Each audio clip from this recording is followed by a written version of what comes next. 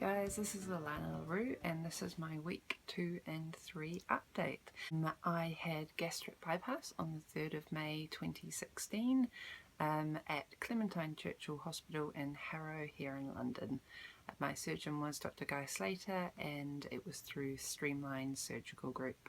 I'll start with my stats. So my high weight was 132 kilos or 291 pounds or 20 stone 10.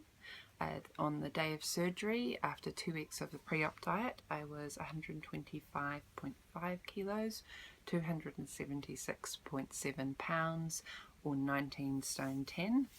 After the first week post-op, I was 121.4 kilos or 267.6 pounds.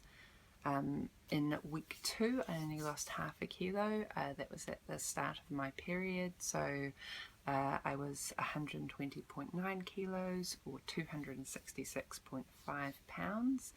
And then in week 3, I was 119.5 kilos or 263.5 pounds.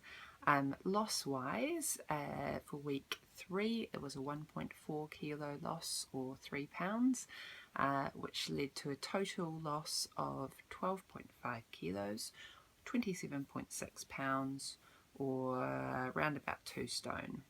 And since surgery, that is 6 kilos, 13.2 pounds, just under a stone.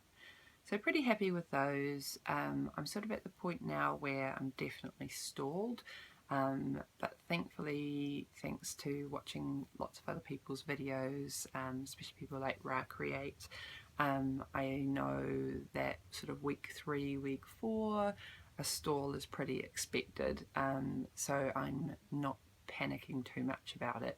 Even as of today, I've been 119.5 kilos, and I can't really be doing anything more. You know, I'm eating 600 calories a day, I'm drinking 64 ounces of water, I'm getting 60 grams of protein, and if the scale isn't moving on those numbers, there's not really too much else I can do. You know, I've started walking more.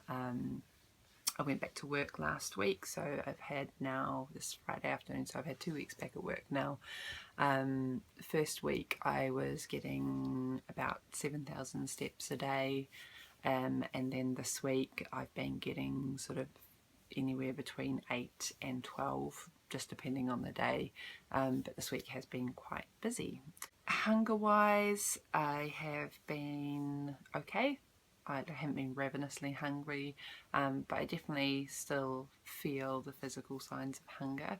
I know some people have talked about how they just don't have any interest in eating or can't be bothered.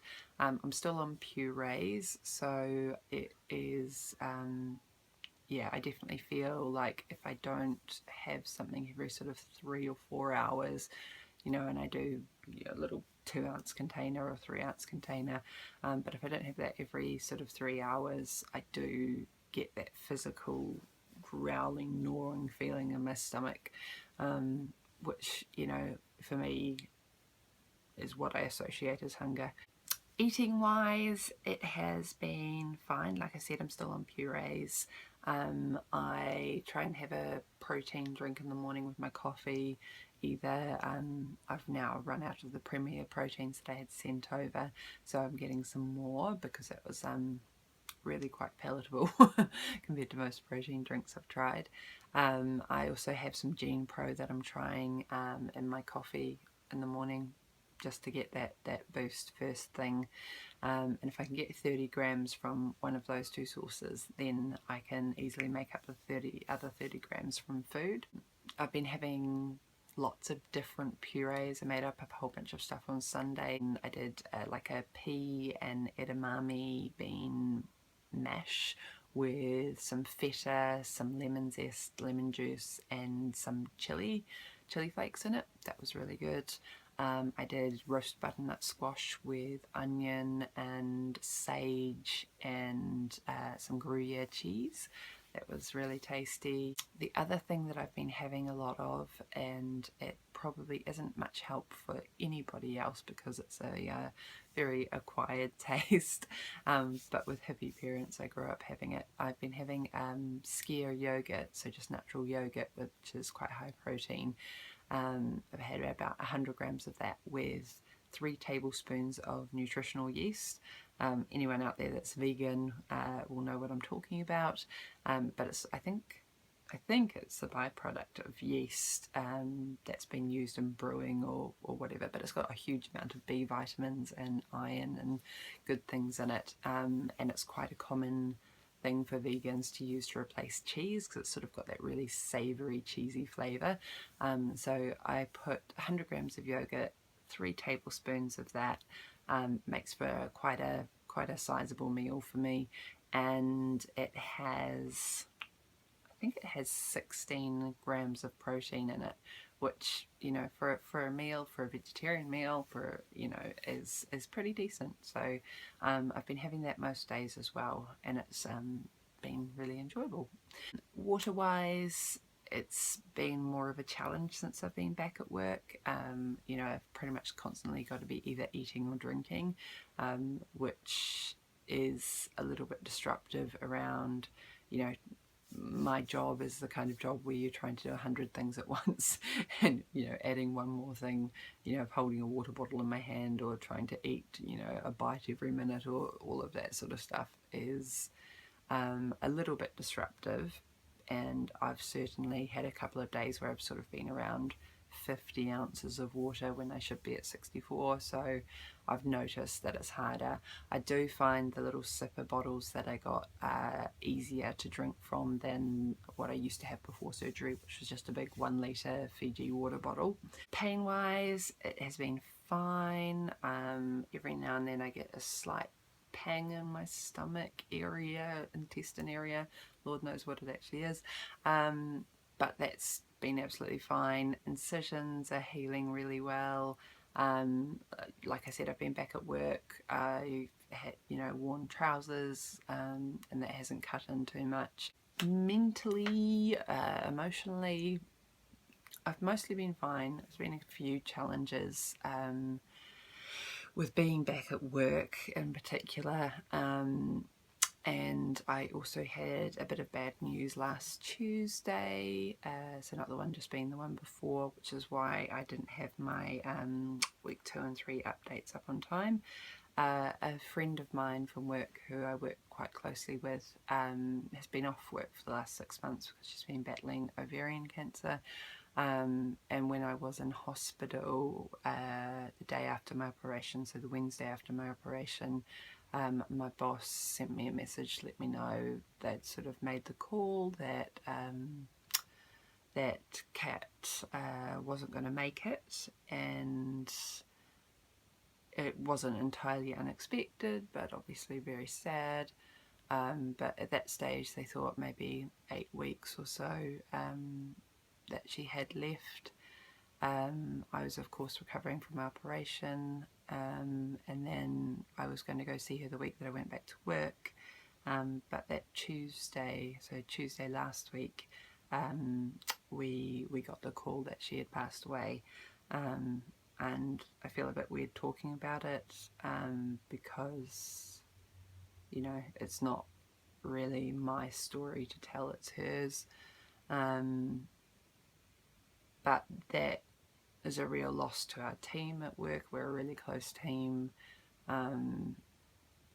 She is just such a lively, yeah, just such an amazing person. So, you know, really cliched as it is, really privileged to have known her, but it made for a real head spinner of a week because, you know, I was trying to get used to a new routine, trying to get used to new anatomy,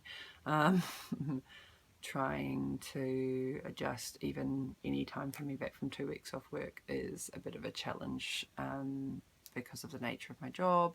So, you know, came back, I think I did about 11 hours my first day back at work, so it wasn't really a take it easy kind of situation. And then to get that news on the Tuesday was just really sad, and it was a really, really weird week because everyone was feeling it. So it's not like when, you know, I've had other deaths affect me, and it's been a case of you take some time off work and, you know, have some space and process and that sort of thing. It's everyone around you is feeling it at the same time. There's no separation. So lots of tears, lots of inappropriate laughter, because Kat had quite a mean and often filthy sense of humour. So very glad that I was actually back at work for that, but it was definitely a bit of a challenge. The funeral was yesterday, so we went along to the ceremony there, which was lovely, and her partner got up and talked, and he gave an amazing eulogy, and it was all very sad. And then we went back to a pub for the wake, and, you know, I tried to take my little puree with me, so I had something to, you know, something to have when we're at the pub. Of course, forgot a spoon, so I went quite a long time without eating. And I went back and forwards on whether to have something alcoholic to drink. Obviously, we're not supposed to drink immediately after surgery. And I certainly hadn't been, even though I'd had a couple of events at work and bits and pieces. But this was a bit different in that, you know, I don't know what it is, but it almost felt like to be a part of it, and to be a part of, you know, the grieving process, and to, I don't know, to experience that with everyone else that loved her. I don't know, I got sort of tired of feeling separate from everyone. So I did have 1.5 drinks. I had a single vodka with apple juice, and then what I did was I just added about a quarter of it at a time to a glass of water. So I think I was there for about 6 hours, and so I'd had a drink and a half over 6 hours. So it wasn't dreadful, and I sipped it, and it all was, I don't know if I should really say it, but it was all fine. I didn't get exceptionally drunk or anything like that.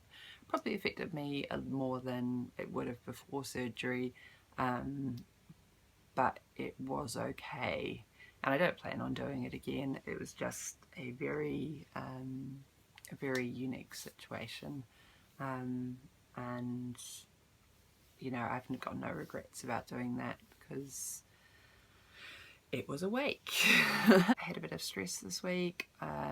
As you can tell from my accent, I'm not actually English despite living in London. I'm from New Zealand, and I have been in the UK just coming up on 5 years, which means I have to apply for indefinite leave to remain, and I had a little bit of an issue with my dates around whether I'd been here enough days and all of that sort of thing. It was a very expensive process. So I was having a little bit of a panic about that this week, but that's certainly got a lot better. I now know what I need to do, and I now just have to fill in a 92-page form and send that off. So yay, that's going to be my weekend. Other things, nails are back. Yay, super excited about that. I know it's a small thing, but I love having my long nails. So that was something that was nice this week. Work has, like I said, I've been doing some quite long hours, so I am pretty much shattered.